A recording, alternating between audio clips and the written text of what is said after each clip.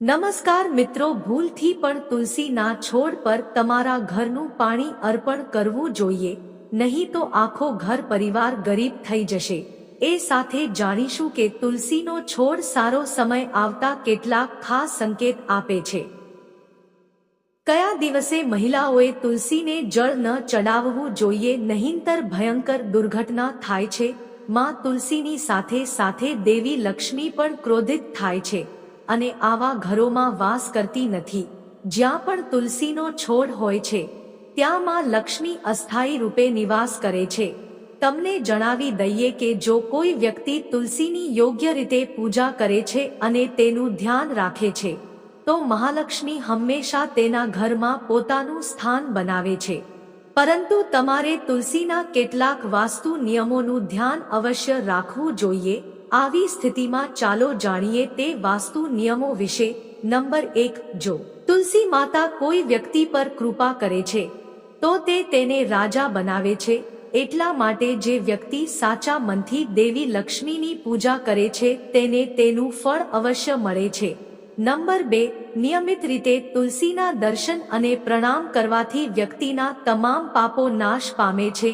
આવી સ્થિતિમાં વ્યક્તિની અંદર એક નવી ઉર્જાનો સંચાર થાય છે જે તેને સફળ બનાવે છે। નંબર 3, જો તમારો ધંધો નબળો ચાલી રહ્યો છે અથવા સંપૂર્ણ રીતે અટકી ગયો છે તો ચિંતા કરશો નહીં। દર શુક્રવારે તુલસીના છોડને કાચું દૂધ ચઢાવવું તમારી સમસ્યાઓ જલ્દી દૂર થઈ જશે। તુલસી માતા પોતાના ભક્તોને ક્યારેય નિરાશ કરતી નથી। નંબર 4, દરરોજ તુલસીના છોડની પૂજા કરવાથી અને સાંજે દીવો પ્રગટાવવાથી વ્યક્તિની તમામ મનોકામનાઓ પૂર્ણ થાય છે। નંબર 5, જો તમારા ઘરમાં પૈસાની તંગી છે અને ઘરની બચત ધીમે ધીમે ઓછી થઈ રહી છે તો આવી સ્થિતિમાં તમારે તરત જ ઘરમાં તુલસીનો છોડ લાવવો જોઈએ અને તેની નિયમિત પૂજા કરવી જોઈએ અને તુલસી માતાનો ચમત્કાર જોવો જોઈએ। નંબર 6, જ્યાં તુલસીનો દીવો નિયમિત રીતે પ્રગટાવવામાં આવે છે તો ભૂલથી પણ તે ઘરમાં ભૂત પ્રેત ભટકતા નથી, પરંતુ જ્યાં પણ તુલસીનો છોડ લગાવવામાં આવે છે તે ઘરમાંથી નકારાત્મક ઉર્જા દૂર રહે છે। નંબર 7, સમસ્યાઓને મૂળમાંથી દૂર કરવા અને રોગોથી બચવા માટે સાંજ પહેલા તુલસીના 4-5 પાન તોડીને સૂતા પહેલા ઓશિકા નીચે રાખો। નંબર 8, ભગવાન વિષ્ણુની પૂજામાં 100 ગણું ફળ મેળવવા માટે તુલસીના પાનનું ખૂબ મહત્વ છે। એવું કહેવાય છે કે જો તમારી પાસે ભગવાનને અર્પણ કરવા માટે કંઈક ના હોય તો ફક્ત તુલસીનું પાન ચઢાવો, તેથી જ ભગવાન તમારા પર પ્રસન્ન થઈ જાય છે। જો કે તુલસીના પાંદડાનો ઉપયોગ દરેક દેવી દેવતાની પૂજામાં થાય છે, પરંતુ ભગવાન શંકર અને ગણેશની પૂજામાં તુલસીનો ઉપયોગ થતો નથી। નંબર 9, જો તમારું બાળક ખરાબ નજરનો સામનો કરી રહ્યું છે તો તેને બચાવવા માટે તમારી મુઠ્ઠીમાં તુલસીના પાન અને 7 કાળા મરીના દાણા લો અને તેને બાળકના માથાથી પગ સુધી 7 વાર ઘડિયાળના કાંટાની દિશા તરફ ફેરવવું અને ઘરની પાછળ નાખી દો। બાળકની નજર થોડીક ક્ષણોમાં જ ઉતરી જશે। ધીરે ધીરે તમારી બધી સમસ્યાઓનો અંત આવશે। આ નિયમોનું પાલન કરો અને જુઓ ચમત્કાર। નંબર 1, જો તમારા બધા કામ અસફળ થતા હોય તો તુલસીના છોડના મૂળ લઈને તેને ગંગાજળથી ધોઈ લો। આ પછી જ તેની યોગ્ય રીતે પૂજા કરો અને પછી તેને પીળા કપડામાં બાંધીને રાખો। ધીરે ધીરે તમારી બધી સમસ્યાઓનો અંત આવશે। નંબર 1, જ્યોતિષ શાસ્ત્ર અનુસાર કહેવાય છે કે તુલસીની માળા પહેરવાથી બુધ અને ગુરુ ગ્રહો બળવાન બને છે। એવું કહેવાય છે કે તુલસીની માળા પહેરવાથી તમામ પ્રકારની ખુશીઓ મળે છે અને ખરાબ નજર દૂર થાય છે। તુલસીની માળા પહેરતા પહેલા તેને ગંગાજળ અને અગરબત્તી ચઢાવવી જોઈએ। તુલસીની માળા પહેરતા પહેલા મંદિરમાં જઈને શ્રી હરિની પૂજા કરવી જોઈએ।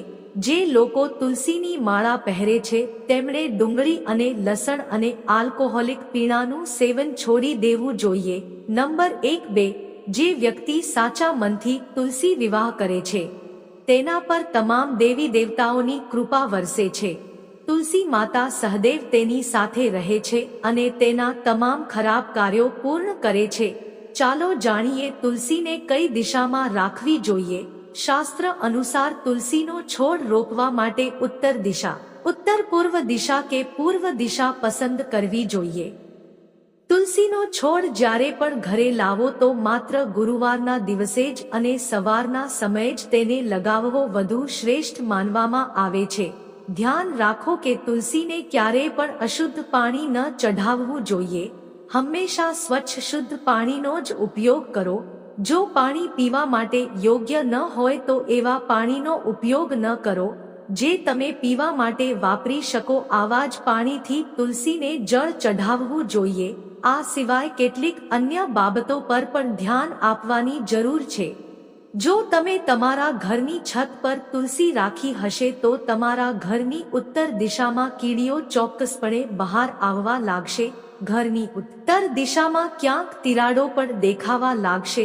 જે લોકોના ઘરે તુલસીનો છોડ નથી હોતો કબૂતરો ત્યાં પોતાનો માળો બનાવે છે. આ ખરાબ કેતુનો સંકેત માનવામાં આવે છે. નોંધનીય બાબત એ છે કે શ્યામાં તુલસી હંમેશા દક્ષિણ પશ્ચિમ અને દક્ષિણ દિશામાં રાખવામાં આવે છે.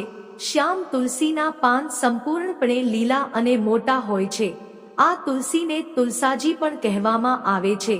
તુલસાજીને દક્ષિણ દિશામાં રાખવાથી વાસ્તુ દોષ દૂર થાય છે. મિત્રો, તુલસીને ઘરની છત પર રાખવી શુભ માનવામાં આવતી નથી. જો તમારી પાસે તુલસીને રાખવા માટે છત સિવાય અન્ય કોઈ જગ્યા નથી તો એક ઉપાય કરો. તુલસીને ક્યારે એકલી ન રાખો. તેને હંમેશા કેળાના છોડ સાથે રાખો. બંને છોડને બરાબર એકસાથે રાખો અને તેને મોલીથી બાંધી દો. આના કારણે તમને વાસ્તુ દોષથી નુકસાન નહીં થાય. મહિલાઓ સૌથી વધુ પૂછવા માંગે છે કે શું માસિક ધર્મ દરમિયાન તુલસીની પૂજા કરી શકાય? માસિક ધર્મ દરમિયાન સ્ત્રીઓ તુલસીને પાણી ચઢાવી શકે કે નહીં? તો ચાલો આ વિશે પણ જાણીએ. મિત્રો, માસિક ધર્મ દરમિયાન સ્ત્રીઓ અશુદ્ધ હોય છે અને તેથી જ કેટલીક એવી વસ્તુઓ છે જે માસિક ધર્મ દરમિયાન ન કરવી જોઈએ. જેમ અથાણાને અડવું ન જોઈએ, તેમ તે બગડી જાય છે. કોઈએ મંદિર ન જવું જોઈએ, ચોકડી પર ન જવું જોઈએ કારણ કે તેનાથી ખરાબ નજર પડી શકે છે. એ જ રીતે આવા છોડને પાણી આપવું જોઈએ નહીં. આના કારણે છોડ સુકાઈ જાય છે અને કોઈ ધાર્મિક પ્રવૃત્તિઓ ન કરવી જોઈએ. એટલા માટે તમારે માસિક ધર્મ દરમિયાન તુલસીને પાણી ન ચઢાવવું જોઈએ. તુલસી વ્રત પણ ન કરવું જોઈએ. તુલસીની નજીક પણ ન જવું જોઈએ, નહીંતર તુલસીનો છોડ સુકાઈ શકે છે. તુલસી પવિત્ર બને છે. તુલસીની શુદ્ધતાનું વિશેષ ધ્યાન રાખવું જોઈએ. માસિક ધર્મ દરમિયાન કોઈ પણ ધાર્મિક કાર્ય ચોથા દિવસે સ્નાન કર્યા પછી જ કરવું જોઈએ. મિત્રો, આ સિવાય રવિવાર અને એકાદશીના દિવસે પણ તુલસીને પાણી ન ચડાવવું જોઈએ. અને સાથે એ પણ જાણી લો કે તુલસીના પાન કયા દિવસે ન તોડવા જોઈએ. શાસ્ત્રો અનુસાર મંગળવાર, રવિવાર અને શુક્રવારના દિવસે પણ તુલસીના પાન ન તોડવા જોઈએ. મિત્રો, માહિતી પસંદ આવી હોય તો વિડીયોને લાઈક, શેર અને સબસ્ક્રાઇબની સાથે બેલ આઇકન પર પ્રેસ કરજો. જય માં લક્ષ્મી.